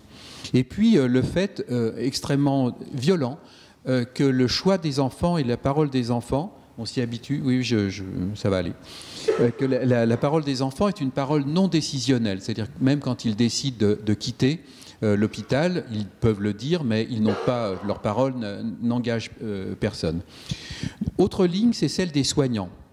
Je vais aller très vite. Alors les soignants, ils sont dans ce que certains ont appelé une suspension empathique transitoire, c'est-à-dire il y a un moment, quand on veut soigner, il faut bien considérer le corps comme étant un morceau de viande. On fait mal, parce qu'après tout, on n'a pas le choix, quand on fait une injection, une ponction lombaire, il faut bien faire mal. Mais simplement, je ne vais pas gloser là-dessus, mais vous voyez que le statut de la douleur chez l'enfant est lié à l'obligation d'obéissance. On voit des connexions qui se mettent en place. Si vous prenez la douleur au moment de l'accouchement, c'est ce qu'on appelait en Europe le mal joli, et le statut de la douleur de la femme enceinte n'a strictement rien à voir avec le statut de la douleur de l'enfant. Enfin bon, tout ça, ce sont des objets à penser de façon très précise. Mais on a vu surtout chez les soignants une grande difficulté à construire des interactions maîtrisées. Simplement parce que à la fois leur profession est déconstruite en permanence par le manque d'objets cognitifs. Par exemple, s'il manque un thermomètre, on ne peut plus surveiller une infection. Enfin, donc une part du savoir médical disparaît. Il manque des objets communicationnels ou commissionnaires, comme les dossiers, qui ne permettent pas de suivre l'enfant. Donc tout ça fait qu'on a une déconstruction continuelle, et y compris aussi par les socles économiques, puisque si vous prescrivez un traitement et que les gens ne peuvent pas l'acheter, bon, c'est péjoratif pour les patients, mais c'est aussi, ça déconstruit aussi la profession médicale. Est-ce qu'une ordonnance non achetée reste une ordonnance pertinente? Donc vous voyez la difficulté qu'il y a. Alors par rapport à ça, les soignants se retrouvent dans une dichotomie extrêmement complexe. La première, c'est que soit ils se blindent, comme on dit en français d'Afrique, c'est-à-dire ils ne ressentent rien, ils essayent de ne rien ressentir. Soit ils acceptent, et notamment dans le cas des pathologies chroniques, et là encore les épisodes aigus et les épisodes chroniques sont très différents, mais dans le cas de des épisodes, des pathologies chroniques, les enfants viennent inclure les professionnels de santé dans de la parenté fictionnelle. C'est-à-dire qu'on va dire très vite à quelqu'un tanti au lieu de dire monsieur le docteur ou madame le docteur. On va dire maman, on va dire papa, etc. Et il y a quelque chose, vous le verrez pour ceux qui regarderont le film, d'une efficacité performative de ces parentés fictionnelles, ce qui fait qu'à un moment ou à un autre, les soignants sont pris là-dedans et en viennent à éprouver les sentiments de quelqu'un pour sa nièce ou son neveu ou pour son enfant. Et quand il y a des décès des enfants, les autres membres du personnel viennent présenter les condoléances au personnel de santé comme si c'était effectivement leur enfant. Et pour les soignants, c'est quelque chose d'extrêmement douloureux, d'extrêmement violent, et on en a énormément de témoignages filmés. Alors tout ça, ça conduit à la mise en place de ce que j'ai appelé une éthique sélective, dont la formule est assez simple, c'est puisqu'on ne peut pas tout faire pour tout le monde, on fait tout pour certains et rien pour d'autres. Et donc il y a un moment où on a des personnels de santé extrêmement dévoués, et à d'autres moments des personnels de santé qui ne regardent pas l'existence des enfants, qui ne peuvent pas regarder l'existence des enfants. Alors comment sortir de tout cela? C'est-à-dire comment, avec notre anthropologie, on a essayé de faire exister un peu ces enfants? Alors, on a essayé de les faire exister de différentes manières. La première chose, c'est qu'on leur a demandé... Alors, c'est pas celui-là. C'est ça? Pourquoi ça marche pas? Bon. Ah, voilà. Peut-être ça marche maintenant. Voilà. Alors, vous voyez, je vais aller très vite. Vous voyez, là, vous avez... Oh, voilà. On a demandé aux enfants de dessiner, donc on a à peu près 500 à 600 dessins. Vous voyez, on a donc des verbatims, plus l'expression de la douleur chez les enfants. Là, la façon d'imaginer, de montrer les stigmates. Là, la façon de dessiner l'hôpital. Vous voyez le petit enfant avec l'arrivée à l'hôpital et la grande seringue. Là, les soins, etc. Donc là, les autres enfants malades. Là, les sentiments. Et vous voyez qu'on a commencé à construire les enfants. Au départ, les pédiatres nous disaient « Mais qu'est-ce que vous allez demander aux enfants? Ils ne vous parleront pas. » Et vous voyez, quand on a commencé à leur demander de dessiner, ils ont commencé à faire tout ça. Et donc, on a petit à petit construit les enfants en existence, dans un premier temps, pour montrer comment ils percevaient à la fois les lieux, les gestes de soins, la douleur, la peur, tous leurs sentiments, les rapports avec les amis, leur inquiétude quant à la mort, etc., etc. Dans un deuxième temps, ou parallèlement plutôt, on a décrit de façon systématique les gestes de soins. C'est-à-dire on m'a piqué, on m'a fait ça, etc., tout en étant chronométré. On en a fait, alors je ne sais plus où c'est dans ce pseudo transparent.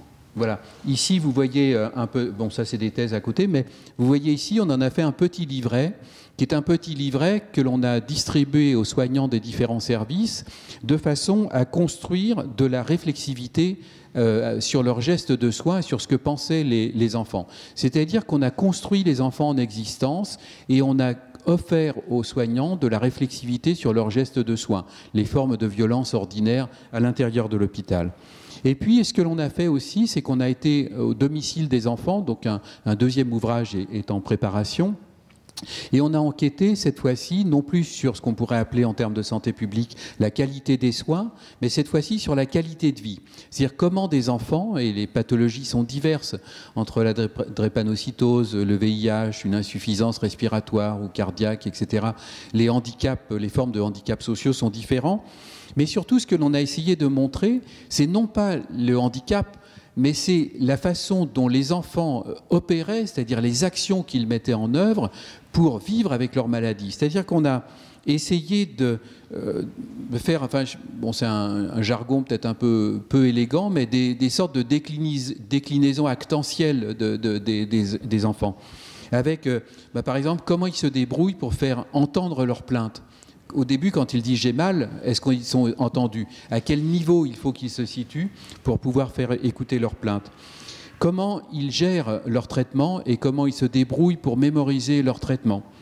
Comment ils gèrent les rumeurs autour de la maladie? Par exemple, la drépanocytose, quand on dit qu'ils vont mourir tout de suite, comment ils intègrent la notion et comment ils fondent leur opinion sur ces questions-là? Comment ils acceptent les limitations d'existence et comment ils s'adaptent à ça. Par exemple, un drépanocytaire qui ne doit pas courir et qui veut jouer au foot, comment petit à petit il réussit à se faire entendre pour jouer dans les buts. Et comment il y a toute une technique comme ça. Comment, quand on est plus petit de taille et donc on est inférieur, inférieur en taille à quelqu'un qui est d'une classe d'âge inférieure, c'est-à-dire qu'on est plus âgé mais plus petit, et comment, parce qu'on va à l'hôpital, on réussit moins à l'école, comment on réussit à gérer cette classe d'âge attaquée, enfin érodée par la maladie, pour continuer à exister en tant qu'aîné dans une famille, etc. Comment aussi on réussit à vivre sans trop réclamer des bénéfices secondaires de la maladie, c'est-à-dire pour une petite fille, faire toutes les tâches qu'il y a pour assurer, disons, son identité. Alors vous voyez, on me demande de faire la conclusion, et donc je vais effectivement faire la conclusion. La conclusion, c'est que ça se transmet, cette chose-là, en pratique. C'est-à-dire qu'on a mis en place des ateliers avec les pédiatres pour essayer de travailler sur toutes ces questions-là. Donc on a essayé de voir comment faire entendre la parole des enfants, et ça se met en place très simplement, c'est-à-dire par exemple comment tous les enfants dans le service doivent être nommés par leur prénom, comment on doit les saluer, comment on peut utiliser l'hypnose ou certaines pommades quand elles sont disponibles avant de faire des injections, comment on peut utiliser un téléphone portable pour distraire l'enfant pendant certains soins, comment on commence maintenant malheureusement à aborder la question des soins palliatifs, qu'est-ce que l'on peut faire dans le cas des soins palliatifs, à la fois pour parler avec les parents, parler avec les enfants, mais aussi utiliser de la morphine. Et vous voyez que il y a là, dans cette anthropologie qui me semble tout à fait fondamentale, autant qu'une autre, autant que découvrir la millième structure de parenté à laquelle même Lévi-Strauss n'avait pas pensé. Donc vous voyez, on peut quand même avoir une pratique tout à fait fondamentale, et on peut, je voudrais juste conclure en 3 mots sur cette question-là. C'est sur la pratique de l'enquête. Il y avait une très belle revue dirigée par Jean-Claude Passeron, à qui on doit tous beaucoup, me semble-t-il, qui s'appelait Enquête. Et il me semble que l'enquête, c'est à la fois un travail intellectuel. On a produit des thèses, des articles, des livres, des films, etc. Donc c'est un travail intellectuel tout à fait courant. Mais il me semble que l'enquête, et on le voit bien, c'est-à-dire que dialoguer avec les enfants, c'est mettre les enfants en existence. Et dans certains domaines, mettre l'enfant en existence, c'est lui donner une capacité d'être un acteur et donc de dialoguer à propos de lui-même et d'exposer ses sentiments et ses choix.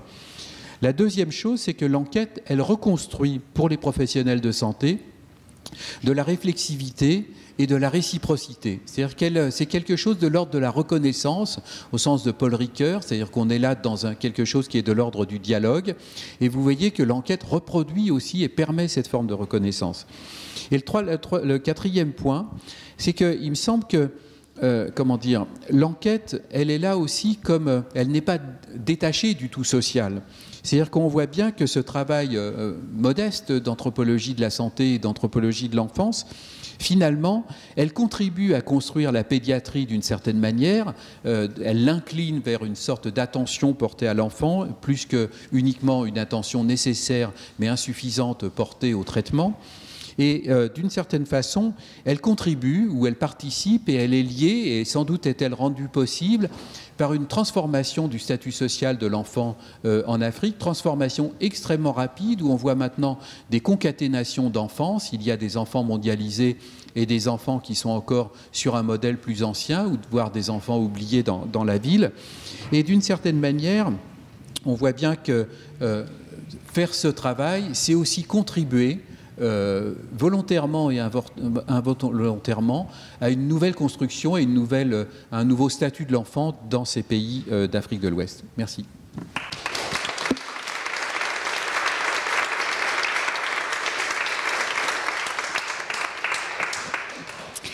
Merci beaucoup à vous trois pour ces présentations. Parole à l'auditoire s'il y a des questions dont je ne doute pas.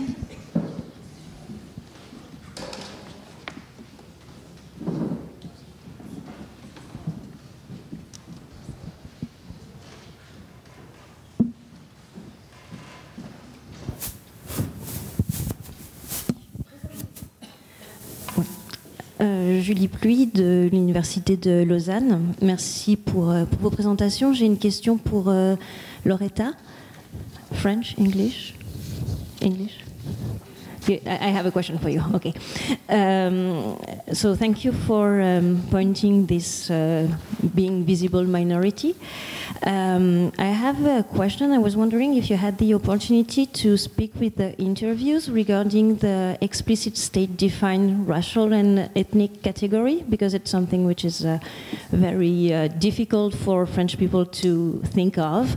With the idea that it should not be put in place because we have this ideal of inclusion, so it should not exist. But at the same time, when we see what the research outcomes, I'm wondering whether it could be a solution. So I was wondering if you had this discussion with the interview, with the people you interviewed.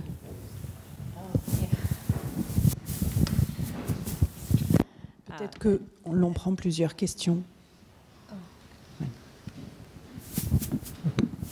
Merci. Moi, c'était une pardon, Marie-Laure Cadar. C'était une remarque, une réflexion pour Yannick et bien sûr pour la salle, en remerciant tous les intervenants. Dans le travail qui a été fait avec les enfants en Afrique de l'Ouest, on retrouve des démarches qui ont été faites il y a bien longtemps chez nous, dans les années 50 et après la guerre, au niveau des pouponnières, notamment avec Ginette Rimbaud ou bien encore Myriam David, Geneviève Appel, pour améliorer le soin et en partant du principe que ce n'étaient pas les soignants qui étaient mauvais, c'était les conditions d'exercice qui faisaient que les gens, effectivement, placés dans des situations mauvaises, le devenaient. Donc ça m'a fait associer avec le travail que tu fais en Afrique de l'Ouest, et je trouve ça passionnant de voir que d'un côté, c'était une discipline qui sortait, qui était la pédopsychiatrie et orientée psychanalytique, avec tout ce travail autour de la vie psychique des enfants, et que là, toi, tu l'abordes, mais avec tout ton bagage aussi antérieur, du côté de l'anthropologie et avec cette application pratique. Voilà, c'est une réflexion et une question en même temps sur les liens entre ces deux disciplines. Il y a une autre question. Sandrine. Merci à tous, hein, c'était passionnant. Donc Sandrine Garcia, Université de Bourgogne. Moi, je voudrais demander à Yannick Jaffray de revenir un petit peu sur ce que vous avez annoncé, mais pas tellement développé finalement, faute de temps, sur les logiques de tri. Je ne sais plus comment vous l'avez formulé, c'était très bien. C'était on n'a pas le temps de s'occuper de tous, donc on va s'occuper très bien de très peu. Et ça rejoint d'ailleurs la remarque précédente. Et ça m'a fait penser au texte de Dujarier à propos de la maltraitance dans les maisons, dans les EHPAD. Qui a fait un texte qui s'appelle « Comprendre l'inacceptable » pour montrer comment, effectivement, des personnes tout à fait formées, compétentes, etc., en venaient à des situations de maltraitance. Et du coup, la question, mais c'est peut-être pas du tout pertinent sur votre terrain, il faut se méfier des comparaisons sauvages, est-ce que la question des conditions de travail, elle joue dans ce que vous avez pu observer, ou effectivement, c'est des choses qui sont liées au statut de l'enfant, etc. Voilà.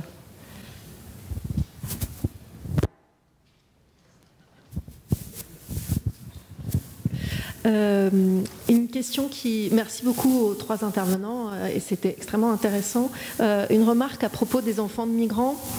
Ça va en français? Oui. Je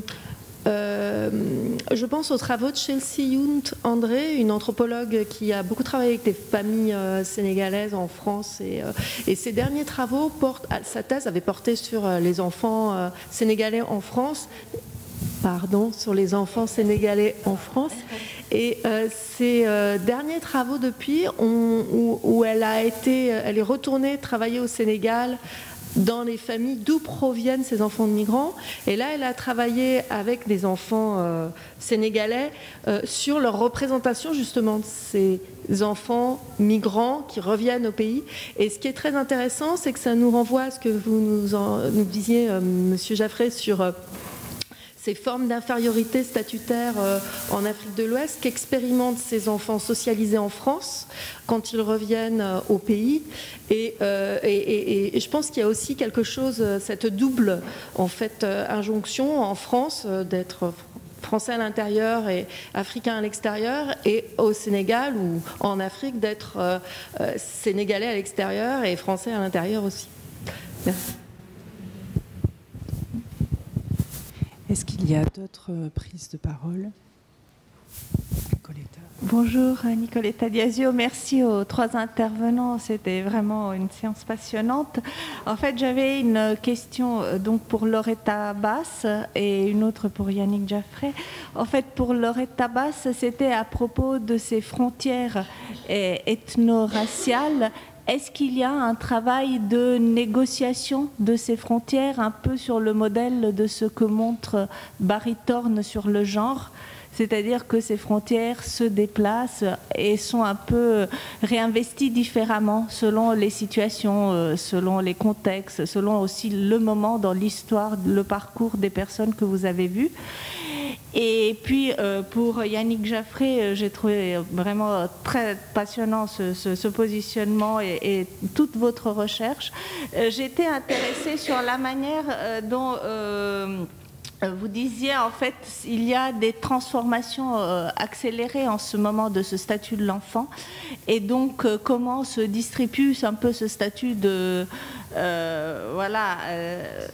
de non-existence partielle selon, en fait, là aussi, peut-être les classes, selon les lieux aussi d'habitation de ces enfants ou les histoires familiales, en fait, quand il y a cette mondialisation de ce statut d'autres types de personnes de l'enfant. Voilà.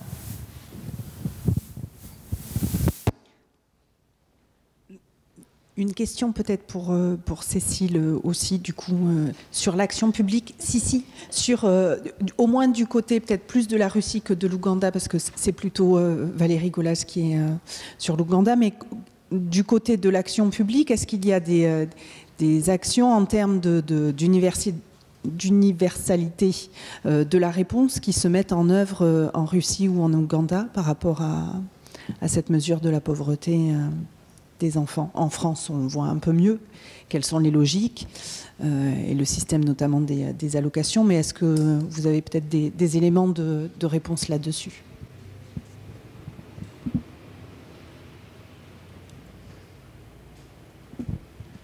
souhaite commencer? Cécile?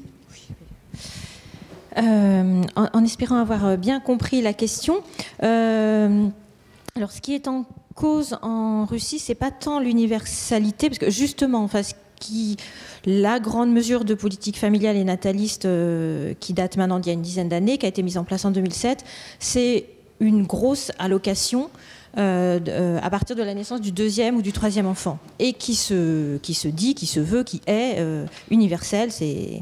Voilà. Alors en fait, c'est plus compliqué que ça. C'est pas une allocation, c'est une sorte de droit de tirage.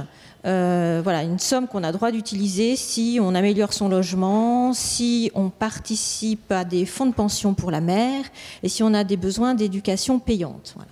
Et tout cela est en partie décliné après au niveau régional. Il y a ce même type de droit de tirage et d'allocation au deuxième et souvent au troisième enfant dans les régions.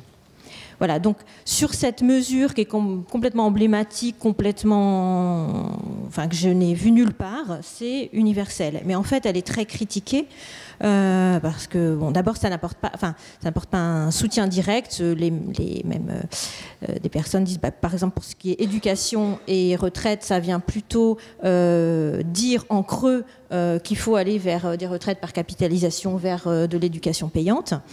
Et voilà. Et pour le logement, ça entraîne pas mal de malversations. Mais de toute façon, ce n'est pas un soutien financier direct, quoi. En fait, voilà, il est un peu indirect. Et après, c'est surtout ce qui est critiqué, c'est qu'il y a très peu d'allocations tout au long de la vie de l'enfant. Et tout le monde s'accorde à dire que c'est tout au long voilà. Je ne sais pas si ça répond à... Voilà.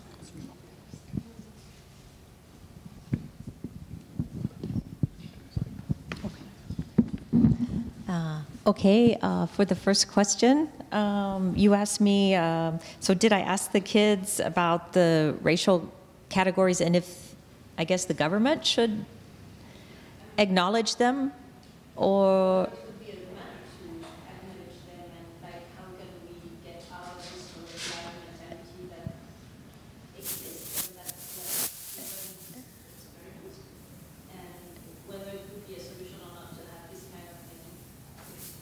Yeah. Yeah, I mean, it's a good question. I know that there are children's books in France that, like talk about, differences without discussion of hierarchies. But I mean, in my research, I felt very rushed because I spent too much time on the beginning, but there's a quote from a mother. She has 3 kids, and she said, "My kids know that they are black because the other kids at school tell them that their skin is different. They ask me if they can be white." So the kids know they're different, but they also know that white is better. And so maybe that's the discussion that has to happen, that maybe it has to go in that direction. Although, and, I mean, to not talk about it is, and the hierarchies, which I thought was really great yesterday. I mean, it's difficult because then the conversation yesterday and the talk I saw here was that it becomes connected to culture, and it's hard to talk about race and culture and being immigrant status or perceived immigrant status. But if people perceive it, then it's real and its consequences, which is my point. So, I mean, it's a really good question. I don't really know the answer. I know that you have laws, too, that define how, the information can be gathered about inequalities with respect to race and ethnicity. Yeah, does that help? Okay. And then the second question, actually both the second and the third question, they made me think about liminality. Where was the second? Oh yeah, that the children go back to Senegal and they also feel this apartness, this separateness, because they're neither here nor there. So here they're you know, it's kind of like Syed's work, who worked with Bourdieu here in France, I think, where like he goes back to Algeria and he doesn't feel at home there, and he comes to France and he doesn't feel at home here. Those kids they're on the border, they're on the frontier. Liminality, just liminalité, I don't know if that's a word in French, yeah, whether you feel where you belong. And that gets at the work that Patrick Simon has been doing with the surveys at the INOD as well, but asking of adults. And I think maybe what I wanted to show today is that, you know, my interviews also corroborate that information for adults as well. And I think for the second question, or the third question, second, related to these frontiers, is that that when you have this stigma, because of the physical characteristics, and that this then provides or allocates a status to someone, and that's a lower status, less value, then yes, it's a real boundary for them. Is that clear? Thank you.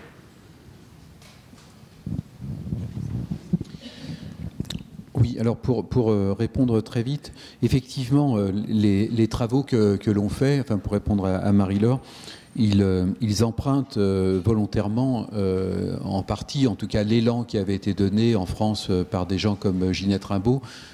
J'ai eu la chance de travailler dans son équipe pendant 2 années et je lui dois beaucoup. Et d'ailleurs, je lui en avais parlé et je lui avais dit, mais je vais vous embarquer en Afrique, et elle était d'accord pour venir. Mais la seule chose, c'est que, disons, on n'utilise pas des données qui seraient liées à la psychanalyse, mais on essaye de penser les subjectivités en situation. Donc, en gros, on est plutôt, si on veut le dire un peu vite, dans une psychologie à la fois éliassienne ou sartrienne, plus que dans quelque chose qui serait un modèle freudien. La deuxième chose, c'est la question de la mise en existence ou de la logique de tri. C'est quelque chose, en fait, c'est une sorte de combinatoire. Alors, je vais juste en ébaucher quelque chose. C'est très différent d'être dans le cas d'une pathologie aiguë, d'un accouchement ou d'une pathologie chronique. Quand on est dans le cas d'un accouchement, il faut que les femmes qui vont accoucher aient d'abord construit leur existence, parce que quand elles arrivent à l'hôpital, en fait, c'est trop tard, elles vont accoucher. Donc, si elles ne sont pas mises en existence préalablement, elles arrivent comme inconnues, sauf si c'est la femme du médecin ou si c'est une grande bourgeoise très connue, etc. Mais c'est assez rare. Donc, elles utilisent, par exemple, les consultations prénatales qui sont mises en œuvre, beaucoup plus que pour dépister des grossesses à risque, pour construire un lien avec les sages-femmes. Et donc, elles vont repérer une sage-femme, elles vont discuter avec elle, elles vont demander si la sage-femme est d'accord pour faire leur accouchement. À ce moment-là, elles vont donner de 15 à 20 000 CFA et elles vont commencer, d'ailleurs, très souvent à appeler cette sage-femme tanti, qui est une façon d'inclure l'autre dans de la parenté pour obliger à une forme de réciprocité d'entraide. Et quand la femme arrive, elle va être prise en charge privativement dans une structure publique par cette sage-femme. C'est très différent dans le cadre d'épisodes aigus, par exemple de quelqu'un se casse une jambe. Bon, bah, soit il est connu, soit il n'est pas connu, soit les parents ont de l'argent, soit ils n'ont pas d'argent. Et quand on est inconnu, à ce moment-là, on peut attendre dans l'hôpital et on peut mourir d'être inconnu parce qu'on ne sera pas pris en charge, par exemple pour des femmes éclamptiques. Ça m'est arrivé malheureusement de constater que des femmes avaient une crise d'hypertension et elles mouraient parce qu'elles n'étaient pas connues. Et donc des étudiants en médecine passaient à côté en disant moi j'ai faim, je vais manger d'abord, etc. Et la femme pouvait décéder pour ça. Alors, quand il s'agit de pathologies chroniques, c'est très variable. On peut avoir notamment pour le cas, c'est variable selon qu'on est un adulte ou un enfant. Pour les adultes, il faut qu'ils construisent leur existence. Donc on construit son existence, soit en étant confié par quelqu'un qu'on connaît, qui est un soignant, qui appartient à ce qu'en Afrique on appelle le corps médical, quelle que soit la fonction d'ailleurs. Enfin, il vaut mieux être connu par un médecin que par un hygiéniste, mais hygiéniste éventuellement ça marche aussi. donc qui téléphone à quelqu'un, et les téléphones portables ont redoublé le système, ce qui fait que l'hôpital n'est pas un système expert au sens de guidance, mais un lieu réticulaire où les gens circulent sur les lignes d'interconnaissance. Et puis autrement, si on ne connaît personne, eh bien il va falloir donner un peu d'argent, montrer qu'on a de la capacité à avoir de l'argent. Certaines personnes mettent de grands boubous pour aller à l'hôpital pour laisser supposer qu'elles ont de l'argent. Et puis autrement, dans le pire des cas, on peut toujours essayer même d'utiliser des parentés à plaisanterie. C'est-à-dire si je suis Diarra et que je plaisante avec tous les Traoré, eh bien, si je repère un infirmier qui est Traoré, je vais commencer à plaisanter avec lui pour commencer à me mettre en existence. Et la qualité des soins est très largement liée à la préoccupation qu'on va pouvoir construire chez quelqu'un à propos de sa pathologie et de son état. Donc ça montre qu'il y a à la fois des questions d'argent, mais pas uniquement des questions d'argent, vraiment des questions de reconnaissance, d'inter-reconnaissance entre quelqu'un qui va s'occuper de vous, et dans ces cas-là, il va s'en occuper énormément. C'est-à-dire qu'il va pouvoir donner des médicaments, raccompagner la personne chez elle, etc. Et d'autres pour lesquels on fera strictement rien, c'est-à-dire qu'on évitera même de la repérer.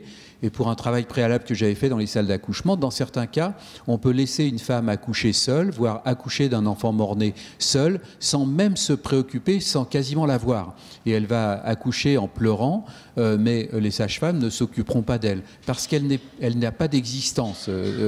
Elle n'a pas réussi à se construire en existence.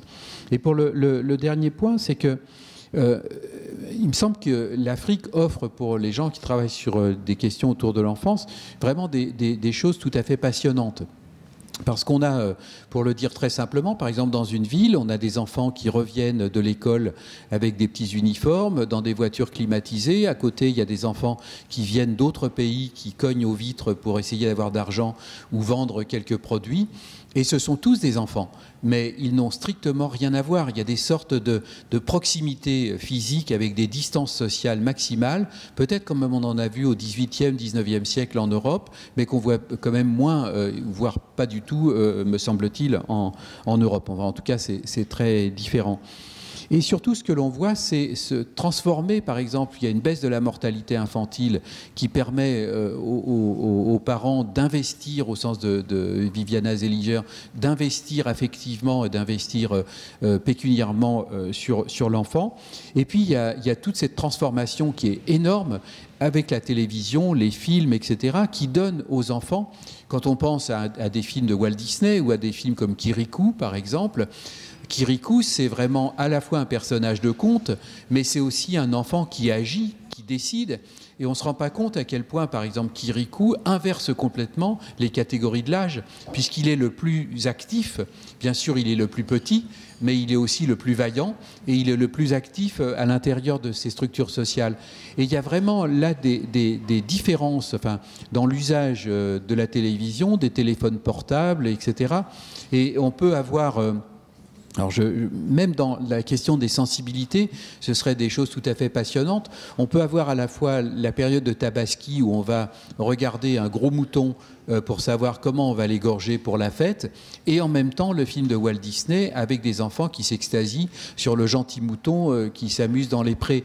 Et on va avoir des sortes de distances sensibles qui s'introduisent par tous ces dispositifs. Et je pense que là, il y a vraiment des domaines passionnants sur ce remaniement des sensibilités à travers, disons, les médias, la réduction de la mortalité et la scolarisation.